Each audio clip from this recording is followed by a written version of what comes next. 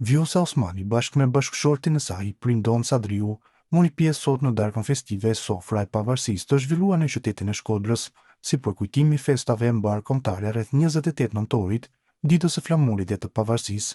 Vizita e Osmanit në Shkodër ka nisur më parë me një takim zyrtar me kryetarin e bashkisë Benet Beci në ambientet e bashkisë.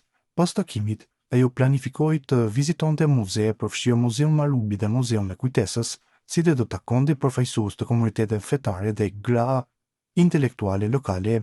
Në darkën festive, i shtruar në një atmosferë kuqezi, presidentja u përshëndet me pjesëmarrësit, përfshirë edhe Elisa Spiropalin, dhe mori pjesë në manifestimet që nderojnë 113 vjetorin e pavarësisë së Shqipërisë.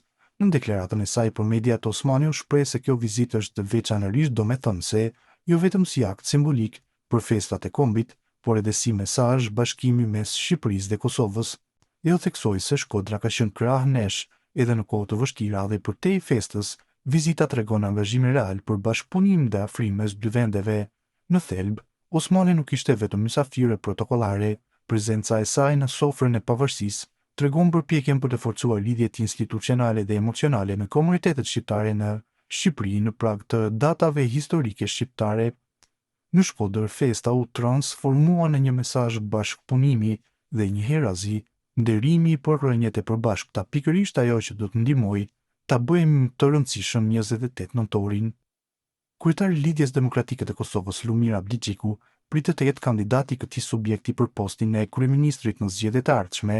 Abdixhiku ka sinjalizuar gjithashtu hapjen e LDK-s drejt një konfigurimi më të gjerë politik, duke mos përjashtuar mundësinë e përfshirjes së nismës socialdemokrate të Fatmir Limajt në listën e kandidatëve. Politologu Fehredin Majkovci, në një prononcim për Bota Sot, ka komentuar këtë zhvillim duke theksuar se në kushtet aktuale politike, koalicionet parazgjedhore që mund të duken ideologjikisht të panatyrshme nuk janë të pazakonta për Kosovën.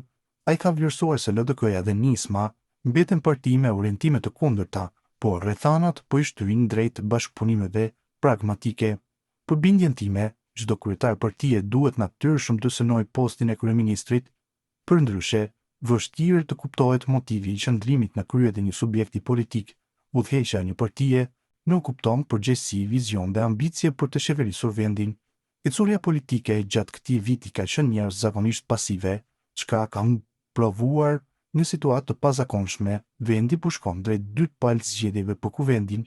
Kjo anomali institucionale i ka shkaktuar dëme të konsiderueshme Kosovës dhe njëkohësisht ka afruar disa parti ndërmjet vete duke larguar të tjerat. Në këtë klimë nuk përjashtohet as mundësia koalicioneve që ideologjikisht duken të panatyrshme. Megjithatë, politika kosovare ka prodhuar edhe më herët shembuj të tillë. Prandaj, lënia e hapur e opsionit për përfshirjen e nismës nga LDK-ja nuk është befasuese, është më shumë me reflektim i rrethanave aktuale, ku partitë po përpiqen të maksimizojnë rezultatin zgjedhor, ka thënë ndër të tjera ai.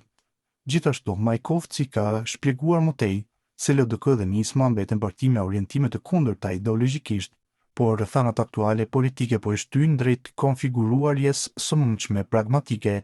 Ideologjikisht LDK-ja dhe nisma janë subjekte të kundërta, njëra e qendrës së djathtë, tjetra me prirje më të majta. Në teori këto parti do të duhej të garonin kundra njëra tjetrës se jo të bashkoheshin, por rrethanat aktuale politike po shtyjnë drejt konfigurimeve më pragmatike se sa ideologjike. Nisma duhet qenë se rrezikon të mos e kaloj pragun zgjedhor, po kërkon një mënyrë për të mbetur pjesë e skenës parlamentare. Koalicionet parazgjedhore kanë qenë në praktik e saj e përsëritur që nga themelimi. Kjo lëvizje pra mund të lexohet si tentativë për të siguruar mbijetesën politike. Nga ana tjetër, LDK-ja mund të jetë e hapur me një marrëveshje të tillë nga motive kryesisht pragmatike, rritje e numrit të votave dhe konsolidime pozitës për të shndërruar në subjektin e dytë më të madh në vend. Me pak fjalë, ajo që i bashkon këto dy parti nuk është ideologjia, por nevoja për t'u përgjigjur rrethanave aktuale politike, secila në funksion të rezultatit sa më të favorshëm në zgjedhjet e ardhshme, ka shtuar ai. Në vijim, ai ka theksuar se pavarësisht dallimeve të theksuara ideologjike, LDK dhe nisma mund të gjejnë pika të përbashkëta në disa fusha të rëndësishme për vendin.